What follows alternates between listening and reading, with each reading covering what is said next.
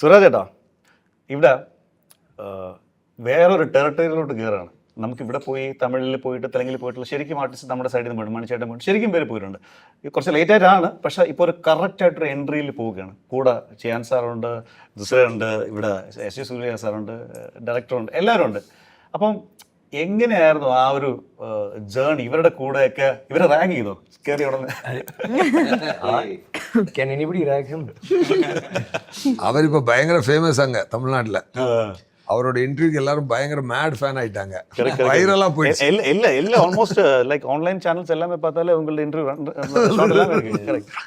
ഞങ്ങളുടെ trailer പോലായി. Trailer എല്ലാവരും പടം കാണണം. സുരാജ് ഇന്റർവ്യൂവിൽ തന്നെ ഇങ്ങനെ ഉണ്ടാവുമ്പോൾ പടത്തിൽ എങ്ങനെ ഉണ്ടാവും? സുരേടാ എല്ലാരും വിചാരിക്കണം ഇത് ശരിക്കും ഒരു കോമഡി പടമായി മാറിയുണ്ട്. അതങ്ങനെ അപ്പൊ പറഞ്ഞു. വീരാധീരാശൂര വളരെ സീരിയസ് ആയിട്ട് പറയും. അതെ അതെ, ഒന്നും പറയുന്നില്ല. വലിയൊരു സന്തോഷമാണ് എനിക്ക് തമിഴിൽ കിട്ടിയ ഒരു അന്യഭാഷാ സിനിമ അഭിനയിക്കുന്നതിലപ്പുറം എനിക്ക് അവിടെ നിന്ന് കിട്ടിയ ഒരു വാം വെൽക്കമിങ് ഉണ്ട്. അപ്പോൾ അതിന് എല്ലാവരും എന്നെ സപ്പോർട്ട് ചെയ്തു. സംവിധായകൻ, ഇപ്പോൾ നേരത്തെ സാറ് പറഞ്ഞ പോലെ കഥ ശരിക്കും പറഞ്ഞാൽ ആദ്യം ഞാൻ ശ്രദ്ധിച്ചേ ഇല്ല.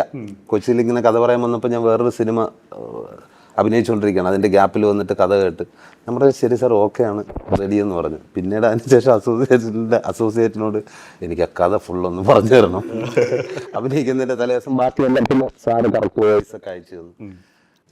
നല്ലൊരു എക്സ്പീരിയൻസ് ആയിരുന്നു. പിന്നെ എനിക്ക് ഭയങ്കരമായിട്ട് അരുൺ സാറിൻ്റെ ഇഷ്ടമായെന്ന് പറഞ്ഞു കഴിഞ്ഞാൽ, സാധാരണ അതായത് ചെന്നിട്ട് ഒരു സീൻ എടുക്കുമ്പോൾ അതിൻ്റെ ഫുൾ സീനും അത് നമ്മൾ പ്ലേ ചെയ്യും.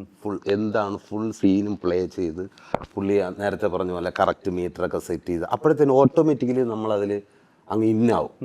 നമ്മൾ ആ ക്യാരക്ടറിലേക്ക് കറക്റ്റ് ഇങ്ങനെ വന്നുകൊണ്ടിരിക്കും. അത് എന്താണ് നടക്കുന്നതെന്നുള്ള ക്ലിയർ ആയിട്ട് അതിന് ശേഷം മാത്രമേ ഷോട്ട് പോലും പ്ലാൻ ചെയ്യും, എവിടെ ക്യാമറ വയ്ക്കുന്നതെന്ന് പോലും. ഓക്കെ, അതൊരു ഡിഫറൻ്റ് ആയിട്ടുള്ള ഇവിടെ ഉണ്ട്. ഞാൻ പറഞ്ഞത് ഇത് തമിഴിൽ ഞാൻ കണ്ടിട്ടില്ല എന്ന് പറഞ്ഞാൽ അങ്ങനെയാണോ എന്ന് എനിക്കറിയില്ല. അതൊരു ഡിഫറെന്റ് എക്സ്പീരിയൻസ് ആയിരുന്നു. തമിഴിപ്പം ഇനിയിപ്പോ അടുത്ത തെലുങ്കിലോട്ടോ അങ്ങനെ വേറെ ഭാഷകളിലൊക്കെ പിടിക്കാനുള്ള കോൺഫിഡൻസ് നോക്കിയോ? ചിലപ്പോൾ ഇനി നാളെ മറ്റന്നാളെ നീ വാർത്തകൾ എങ്ങനെ വെച്ചിട്ട് വേറൊരു തെലുങ്ക് ഇന്റർവ്യൂ നീ കാണും.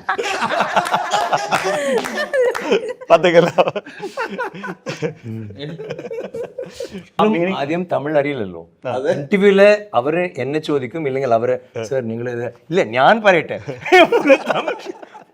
ഏത് ഞങ്ങൾ തുടങ്ങണം, ഇല്ല ഞാൻ പറയട്ടെ പറഞ്ഞിട്ട് ഫുള്ളായിട്ട് മുഴുവൻ തമിഴില് സംസാരിച്ചിട്ട്. പിന്നെ ആങ്കർ പറഞ്ഞു ഞാൻ മലയാളി, കുറച്ച് ഒരു മലയാളിയാണ്, like she want to do മലയാളത്തിലെ ഒരു ഇന്റർവ്യൂ. അവർ പറഞ്ഞു ഞാൻ Malayali, so let's do Malayali. So ഞങ്ങൾ ഓക്കെ പറഞ്ഞു. അപ്പോൾ മലയാളം മറന്നു, ബിക്കോസ് അത് സ്വിച്ച് മാറിയില്ലേ തമിഴ്. അവര് ഞാൻ അതെന്താ ഇടയ്ക്ക് സ്വിച്ച് മാറില്ല, മലയാളം മാറിപ്പോവും.